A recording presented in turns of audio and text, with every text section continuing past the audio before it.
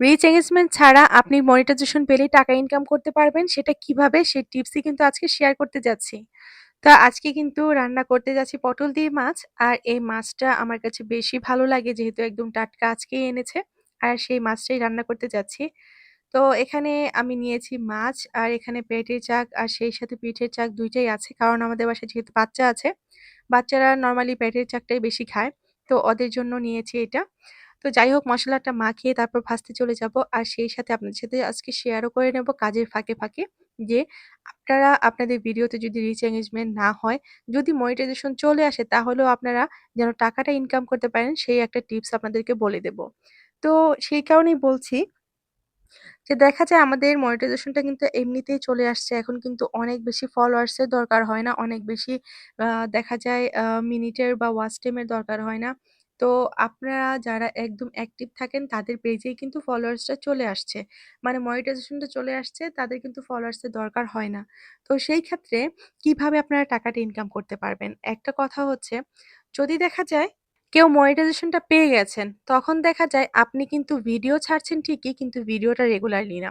আপনি আজকে একটা ভিডিও ছাড়ছেন তো কালকে ৫ টা ভিডিও ছাড়ছেন, তারপরের দিন আবার ২ টা ভিডিও ছাড়ছেন, তারপরের দিন ছাড়ছেনই না। এরকম করে যারা ভিডিও দিয়ে থাকেন তাদের রিচ এনগেজমেন্ট কখনোই বাড়বে না। আপনাদেরকে করতে হবে যদি মনিটাইজেশনটা পেয়েই যান তাহলে অবশ্যই ভিডিওতে অ্যাক্টিভ হয়ে যেতে হবে। আপনাদেরকে প্রচুর পরিমাণে ভিডিও ছাড়তে হবে তাও না। আপনাদের অ্যাক্টিভ থাকার মানে কি? আপনি প্রতিদিন ৩ টা করে রিলস ছাড়ুন। তারপর আপনি ২ টা ২ দিন পর একটা বড় ভিডিও ছাড়ুন। আর সেই সাথে আপনি ছাড়ুন আ স্টোরি এবং লেখালেখি এবং সেই সাথে ছবি। তো আমি বলব এখন কিন্তু স্টোরিতে প্রচুর পরিমাণে আপনার মানে ডলার জমা হচ্ছে। আর আরেকটা কথা যেটা আগে বলছিলাম যে আপনার ভিডিও ছাড়ার যে ধরন, আপনাকে একই টাইমে ভিডিও ছাড়তে হবে। আপনি কিন্তু আজকে এক টাইমে ছিলেন, কালকে এক টাইমে ছিলেন সেটা হবে না। আপনি যখন এক টাইমে ভিডিও ছাড়বেন তখন কিন্তু Facebook বুঝবে আপনি অ্যাক্টিভ আছেন। আর তখন কিন্তু তাড়াতাড়ি আপনার একটা ভিডিও কিন্তু ভাইরাল করে দিবে। আর এতে করে কিন্তু আপনার প্রচুর ফলোয়ার্সও চলে আসবে। আপনার রিচ এনগেজমেন্টটাও বাড়িয়ে দিবে। আর সেই সাথে এখন যেহেতু স্টোরি থেকে টাকা ইনকাম হচ্ছে রিলসের চেয়েও বেশি। এটা জানেন কি? রিলসের চাইতেও বেশি কিন্তু স্টোরিতে টাকা ইনকাম করা হচ্ছে। তাই বলব যে আপনাদের স্টোরিগুলোকে একটু সাজিয়ে গুছিয়ে ছাড়ার চেষ্টা করবেন।